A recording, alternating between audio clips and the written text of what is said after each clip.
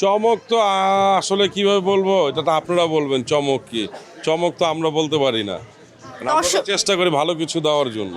দর্শকরা ব্যাচেলার পয়েন্টকে সেই প্রথম সিরিজ থেকে প্রচণ্ড ভালোবাসা দিচ্ছে, এইটা তো কম কিছু দেয় নাই, কিন্তু আপনার কাছে কেমন লাগছে এই ভালোবাসাটা? অবশ্যই ভালো, কারণ আমি সবসময় বলে আসছি এই ভালোবাসাটা, এই আমার ফ্যান ফলোয়ার, এটা আমার কাছে মনে হয়েছে এটা আল্লাহর একটা রহমত। এরকম সবাই হয় না, আল্লাহ আমাকে স্পেশালি দিছে। এটা আমি যতদিন দেখি ধরে রাখতে পারি, ইনশাল্লাহ আমার মৃত্যুর আগ পর্যন্ত ধরে রাখবো। ব্যাচেলার পয়েন্টের পাশাপাশি অন্য কোনো কাজে দেখা যাবে কি?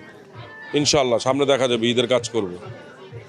মিলেমিশে একাকার, নিজের নাম, ক্যারেক্টারের নাম, দেখছি খারাপ না। এনজয় করেন কেমন? হ্যাঁ হ্যাঁ, এনজয় করি। ভালো সম্পর্ক মানে কি? খারাপ সম্পর্ক তো কারোর সাথেই না, তবে পলাশের সাথে অনেক জমে আর কি।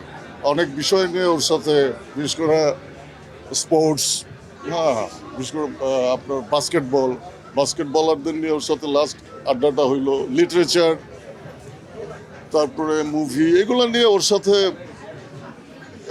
অনেক আড্ডা হয়। হ্যাঁ, এটা ভালো মন্দ না, মানে ওর সাথে বেশি হয় এটা আর কি।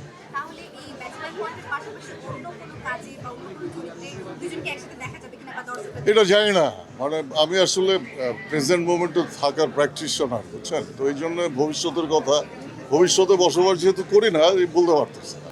দর্শকদের উপরে ছেড়ে দেন, আমাদের উদ্দেশ্য দর্শকরা কিছু বলুক, তাই না?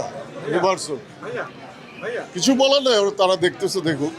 এই বাজারের ব্যাপার তো, এখন আসলে যারা ভালো সার্ভিস দিবে, ভালো জিনিসপত্র দিবে, কাস্টমার তো সেখানেই যাবে। আর আমি ওই অর্থে আসলে বাজারে গিয়ে কেনাকাটা করা, এই কালচারে আর নাই আমার এখন। আর যত কমানো যায়, মিনিমাল একটা লাইফস্টাইলে চলে যাচ্ছে, মানে প্রয়োজন ছাড়া। ধর আমার একটা জুতা আছে একজোড়া,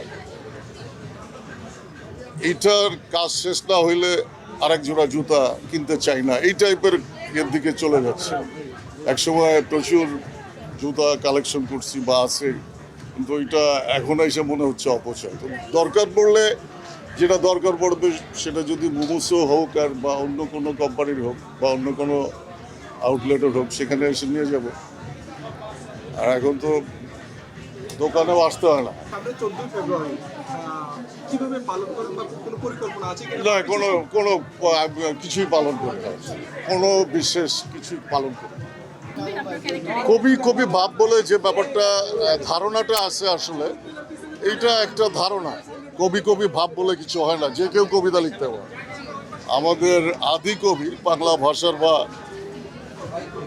বা আপনার আদি কবি আপনার বাল্মীকি, উনি ছিলেন ডাকাত ফ্যামিলির একজন।